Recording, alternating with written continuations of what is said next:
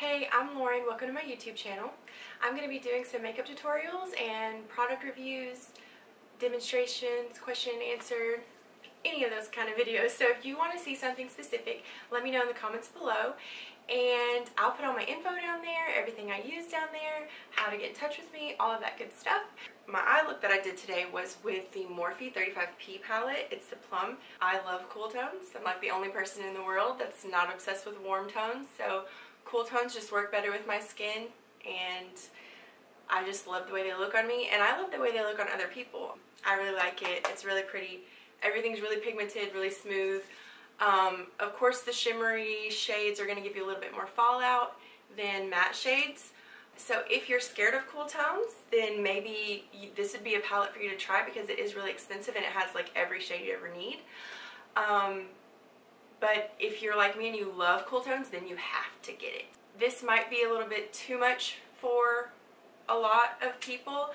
It's definitely not the I'm just going to the grocery store look for most. For me sometimes. You can always customize it, you know, no eyeliner, no lashes, or however, you know, whatever's going to suit your needs.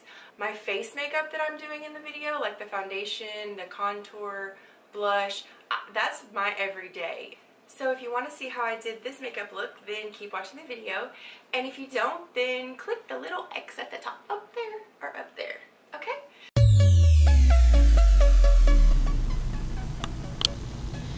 Ooh, it just got real in here, but we're gonna fix it.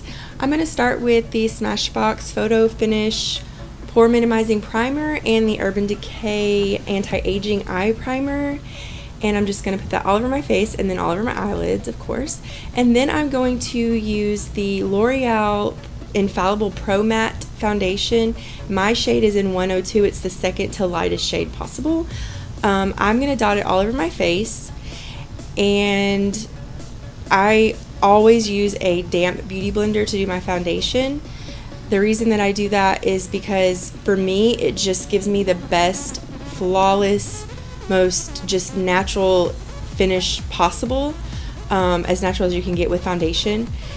The damp beauty blender is going to give you a little bit more of a sheer coverage versus if you were to go in with like a flat top kabuki brush, but you can still build it, so you can go in another time and add another layer if you feel like. And to me, it looks so much better that way than using any brush on that I've been able to accomplish myself. The damper that your beauty blender is, the sheer that the coverage is going to be, so you can go in with another layer if you want it to be that way.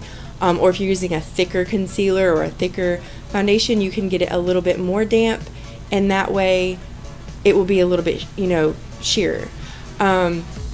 I'm just adding a little bit and going over some areas that I felt like needed a little bit more coverage. I have some darker scarring and spots on the sides of my face. And I apologize for my whole face not being in the shot. My first video, new camera, rookie mistake. So just bear with me.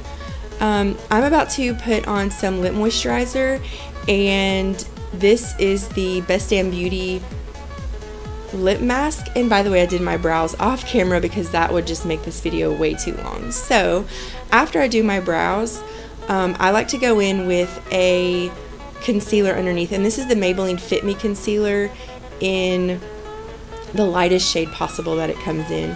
And I just put it on the back of my hand and barely tap this flat synthetic rounded brush into it, and then I tap tap tap under my arch, and then I like push it up close to, see how I'm like pushing it up into the arch. That way I don't get too much product in one spot and end up regretting the whole thing. And then I just blend it and fade it out. Sometimes I have to use my finger to tap it in, you know, make it look a little better. And this brush is actually from the e.l.f. Under Eye Defining Powder, and this brush is perfect for this. It's synthetic, it's like a little flat, perfect little brush for that. So now I'm going to go with the Maybelline Age Rewind Concealer, and this is in the brightening shade. It's a pinky peachy color, so it's going to cancel out these blue and green undertones that I have underneath my eyes because I am so tired and I never sleep. It's so great. I've been using it for a few weeks and I really love it. It's really doesn't really crease on me. It has great coverage, it really does what it's supposed to do. I don't know if it's rewinding my age or not, but it's really making me look more awake. And then I'm going back in with the Maybelline Fit Me Concealer, and I'm putting it in a triangular shape rather than that half moon shape underneath your eye. If you put it in that half moon shape, it's just going to accentuate that shape and just weigh that bag under your eye down. If you put it in this triangle shape, it's going to mask that circle, that half circle under your eye, and just really uplift your face and just really bring everything up. And make you look more awake and more alive. And then the reason I put it on my nose and my forehead and my chin is because I want my face to look 3D. I mean, because we are 3D, or are we 4D? Multi-dimensional is the word I'm looking for. And when you add foundation all over your face, that makes it non-dimensional. It's just flat. It's all one color. So by adding the concealer to my chin, upper lip, the tip of my nose, and my forehead a little bit, it just brings dimension back to my face and just makes me look more alive rather than just some flat foundation masked person. So after I blend that out, I'm going to dip my beauty blender in the e.l.f. under eye defining powder, and I'm going to tap that all underneath my eyes where my concealer is. And my concealer is really going to soak that up so it becomes pretty much like one product. It's going to minimize creasing and really create a beautiful highlighted effect. And I will brush it off later. So I know it looks weird right now, but it won't be there for long. And then I'm going to go in with my Anastasia contour kit in light with a Real Techniques contour brush. And I'm going to use the two outside shades, not the one in the middle right now. I'm just going to lightly tap my brush in it because you want to just start out with a little bit of product. You don't want to overload your brush because then you can really make some mistakes that are hard to correct. So first I'm going to hold my brush at the end of the handle, not close to the bristles, because that's going to give me a really light hand when applying the product to my face so that I don't get any streakiness or anything like that. And then I'm going to look for that hollow in my face, which I mean I already know where it is because it's my face, but everybody has that hollow, and you're going to want to start at the top of your ear and kind of work your way down towards the corner of your mouth, but you don't want to bring it all the way to the corner of your mouth because that's just going to look more like Maleficent and not like a human.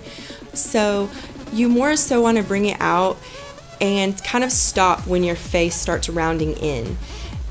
So after I work the product in and keep going in those circular motions, I'm going to just move my brush underneath the apple of my cheek and kind of connect it to my nose.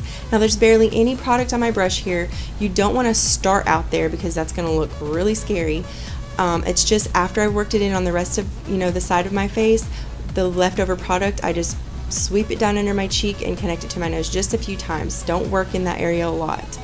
It's really going to create a lifted effect, and you'll see once I connect it on the other side. I'm going to bring it up onto my temples a little bit, and then I'm going to put some underneath my jawline. It's just going to create a shadow, and it can be pretty slimming. And then I'm going to start on the other side. Now, one thing I didn't mention was you always want to start where you want the most product to be, and in this case we're going to want it to be closer to our ear. The same thing with any type of brush. When you first dip your product in, you want it to place your brush where you want the most product to be first. So here I am contouring my forehead. I have a pretty large forehead and I want to bring it down a notch. So I'm going to really contour my hairline up pretty good. It's really going to make my forehead appear to be shorter. And then with that leftover product, I didn't get any new product. I am going to just sweep it under my apple of my cheek and connect it to my nose. And if you'll look, it looks kind of strange right now, but in the overall effect it will be better. But it really looks like two little arms are just reaching under my face and just lifting my cheeks up. And then I put some underneath my lip and underneath my chin. Now I'm contouring my nose with that bottom cooler tone of the Anastasia contour kit with just a blending brush, and this is totally unnecessary. This is just something I like to do, and it just really, makes my nose look better because it's obviously not straight. And that's, if anybody wants to see more in depth about that, I can totally do that because it can get pretty technical. It's different for everybody's nose, but I'm just shading the sides and shading the bottom of it to kind of bring my nose up, and then I blend it out with this little rounded goat hair brush, I'll link everything below of what I'm using. I just blend it out so there's no harsh lines or anything. And then I'm going to go in with MAC Pink Swoon. It's my favorite blush. And I'm going to tap it, don't swirl it, just barely tap it. And then if that contour is two arms that are reaching around holding your cheeks up, you just want to tap your blush in to those hands that are holding your cheeks up. So just barely tap it. Don't really rub it around or anything, because that can really disturb the product underneath your blush, and you really don't want to do that. And sometimes it can even end up looking dirty if you just rub too much. So just tap it on there. And then I'm going to dip my ring finger in Becca Moonstone and just place that on the highest point of the end of my nose. And then on the very top of the bridge of my nose, just barely. Not all the way down the center of my nose. That is just going to make my nose appear more lifted and dainty. And then I'm going to wipe away that under eye powder and just kind of blend everything out. And then I'm going to take my fingers with that highlighter and just tap it on the highest points of my cheekbones and a little bit above my brow. I know most people use brushes, and I do like to use brushes sometimes, but I feel like this just really lets it soak into my skin and there's no powdery after effect. I also put it a little bit above my Cupid's bow, and I will blend it in a little bit later. And then I'm going to go in with this purpley grayish shade as my transition color, and I'm just using a medium-sized fluffy brush that I honestly have no clue where it came from. It's just my favorite brush of all time. I'm going to try to find something to replace it soon though. And I'm just going to go back and forth from inner corner to outer corner. You can use circular motions, you know, in that shape, but just keep the rainbow shape. I'm not bringing the color out at an angle. I'm bringing it back in when you get towards the outer corner to keep it in a round shape. So I'm just going to do that on the other eye, you know, back and forth, and really, I really trim this down. This probably lasted more like 5 minutes, so just really take your time and know that the more that you blend, the better. Like, your eyelids are going to be numb by the time that you get done blending, basically, and then it will look the best. So I'm using a flat shader brush to bring the same color under my eye. I'm just connect it on the outer corner in that rounder shape. So don't connect it at an angle, just keep it round. And then I'm just gonna bring it all the way in. It doesn't have to come in all the way to the inner corner, but you know, pretty much. This is just the base transition color for all the other colors to blend out into that we're about to go into. So then I'm going to go in with this shimmery purple shade with just a flat shader brush. Is what I started with. It didn't really work well, but I am just tapping it on the inner and outer corners and then bringing it together in the middle but not putting any product on the center of your lid. So that wasn't really working well, so I switched to a flat synthetic brush, which I sprayed the Loreal Infallible Setting Spray on. It's actually the brush from the Naked 3 palette, the flat side. I use this for most of my metallic shades, and this is the method that I use a lot, and it works really well. So after I did that, I just went back in and I just pat it on the outer corner, pat it on the inner corner, and then connect the two and leave the center of the lid open. In the center, or in the crease, I'm actually kind of angling my brush sideways because I have hooded eyelids and I don't really have a big lid to work with, and for a while I thought, oh, I can't really do fun stuff on my eyelids because I don't really even have eyelids. So this is a good way to kind of play a trick on the eyes and bring your lid up, as in, you know, trying to make it look like you have more of a lid to have eyeshadow on. And that's what makeup is all about, is playing tricks on the eyes, right? So here I am just continuing that process, just going back and forth over it, blending it out, and then going back in and putting additional product. And then I'm going to take that same brush and just connect the outer corner to the bottom lower lash line and keep that rounded shape. And also put it in the inner corner, but not the center of the lower lash line.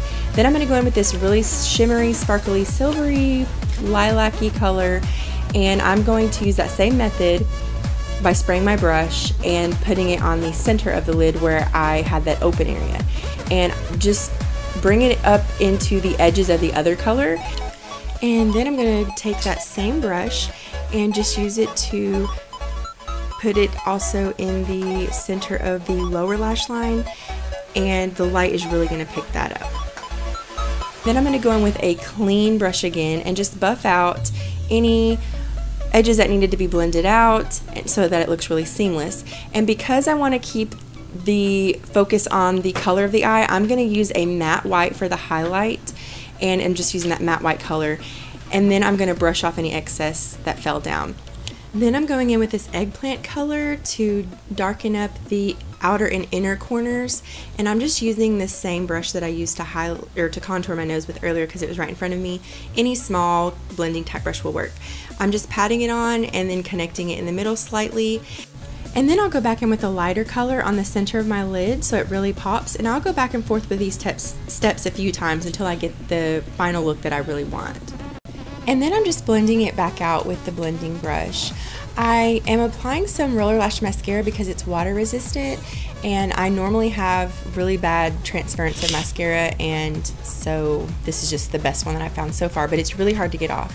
And I applied my gel eyeliner off camera, but I'll list it below. I'm applying some false lashes, and then I'm going to go in with the NYX Wonderpencil in my waterline, and you never want to tug your lower under eye area, just use the pencil to put it in there. Then I'm going to use the Rimmel eastend snob, I think is what it's called. It is my favorite lip liner of all time, and I'm just going to line my lips, and I don't really overline my lips per se, but I do correct the shape. One of my sides of my bottom lips doesn't match, so I kind of like correct it with lip liner. And then I'm going to go in with this matte mauve color, but I just felt like it was a little bit too pinky purpley since my eyes were so intense, so I went over it with a nude color, and it's a Maybelline color, but it's identical to MAC Myth, so I will list that below, and they're both matte and I really love them. Then I used the L'Oreal Infallible setting spray. I always say I'm going to spray it 5 times, but this time I sprayed it 7 times, so yes, I love this spray. It works just as good as Urban Decay. So that's my final look. I hope that you guys enjoyed this video, and if you like it, give it a thumbs up, and if you want to see anything else, just leave it in the comments below, and thank you so much.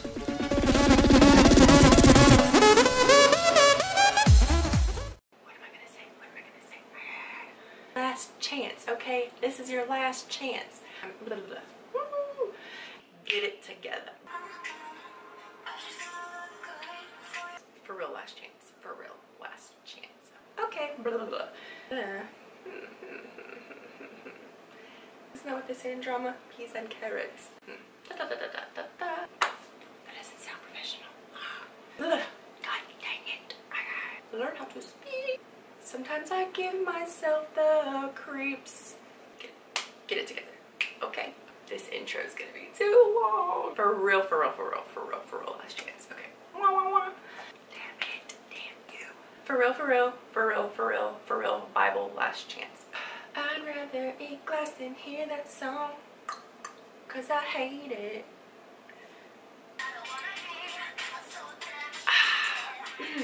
We drink sweet tea here down in Alabama. Peas and carrots, peas and carrots. It puts the lashes on.